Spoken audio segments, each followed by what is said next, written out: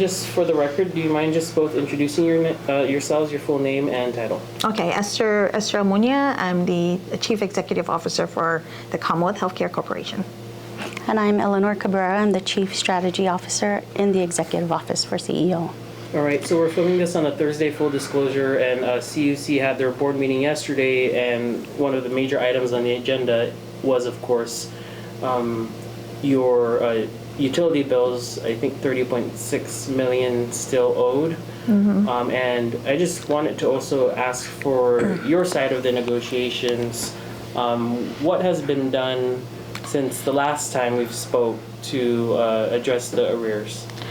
Well, we have been reaching out to them really about reconciliation. Let me just at least make sure that that is on the table, that we have been reaching out to them for reconciliation. We sat down with them to talk about an agreement and have an MOU on moving forward. We are paying our current bills. Our bills come out, we pay them. And that is not the issue. The issue is about the arrears, right? Over $30 million worth of arrears. And when we are thinking about, signing the document about an agreement, we need to be mindful about what's ahead, right? The projections of, what is out in the community is, we all know that the CNMI is under austerity. We are concerned about the changes in the Medicaid enrollment eligibility.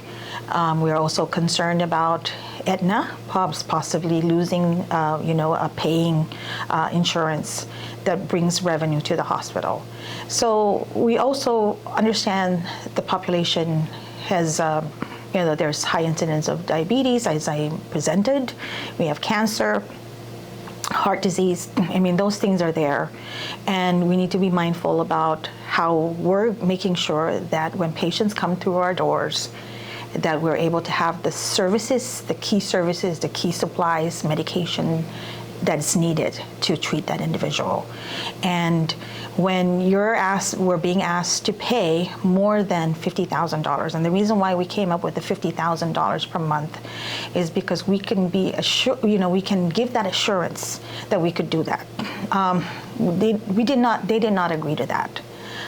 So we did not basically, we stopped paying. Well, first of all, we need an agreement, which they refused to accept.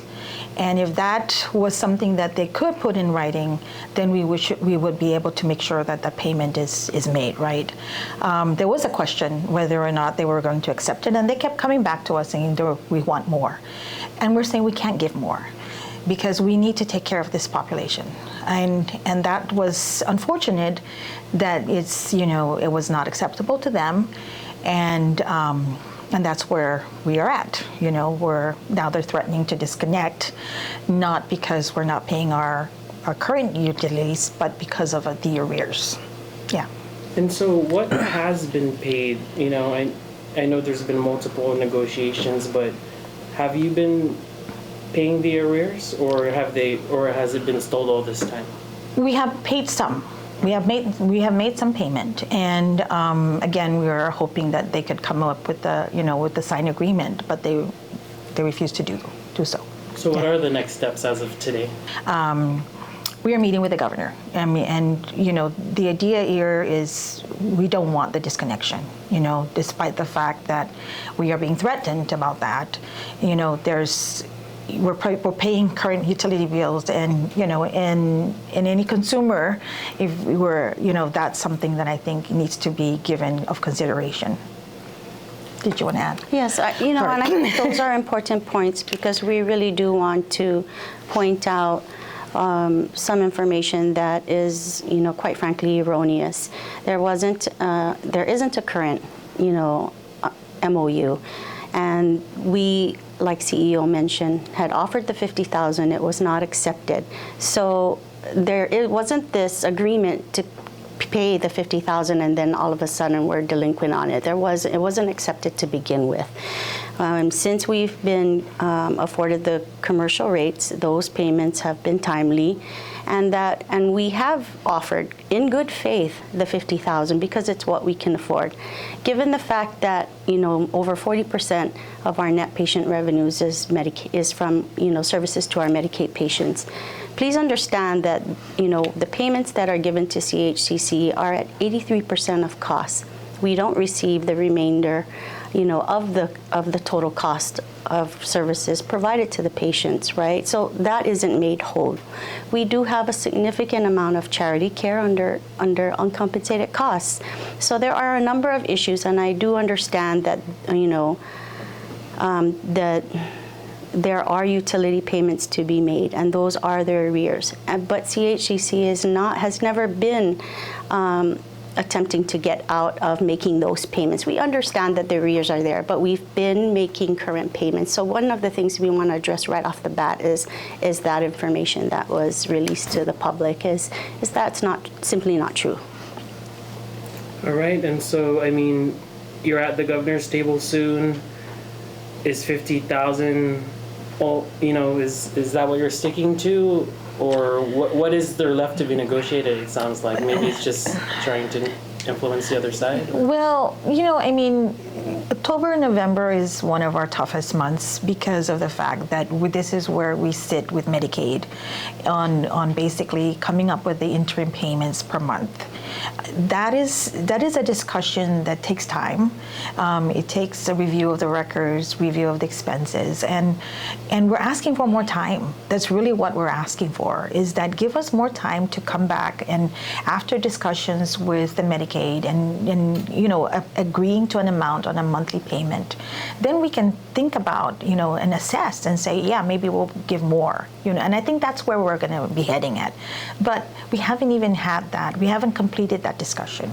And so that's really, let me present the fact that when we sat down with the director, we said, this is just a one-year agreement. Let's reassess this back in, when February comes, we're going to reassess that agreement and determine what that amount is again. But right now, at this point, we cannot guarantee more than 50,000 because of that. And that's what we're asking for, is more time, and that was just not at the table, And I get it. They need, they want to get paid, but what are we going to do when we don't see? It's hard to predict who's going to come through our doors, right? And how sick that patient is going to be. It's hard to predict that, and that means probably more supplies, more power, more everything, more medication, more overtime for our nurses, and that is the fact, right? There is no one that we turn away, regardless of anyone's ability to pay. Yeah. So that, first and foremost, is something that we want folks to really take in and have it sink in. And the other issue, too, is the CNMI operates under a Medicaid cap. We aren't able to predict year to year whether or not we would exceed that cap. And if we do, that becomes, the obligation of the CNMI government, and quite frankly, all Medicaid patient services could be redirected to just us, which would force us to incur more expenses. Those are the kinds of things we can't predict, but we have to be mindful of with respect to how would we be able to manage it under the resource constraints that we operate under. Go ahead. Yeah, no, I just also want to mention that, you're talking about even the high cost of living here in the CNMI and everywhere, right? Our costs for supplies have gone up as well. It's a lot more expense for us too. So that we're not sitting here and thinking that we're just going to be saving all this money. There's nothing. We're not saving anything. It's really going to patient care. That's where the money is going to. So. All right. It's not the first time you've been threatened with disconnection. What's your response to a threat like that?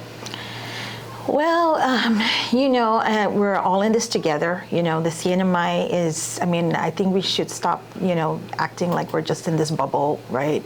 We're all in it together. Our concern is, we could easily, not easily, but we could increase our costs, our charges, right? But what does that do? That will affect insurance.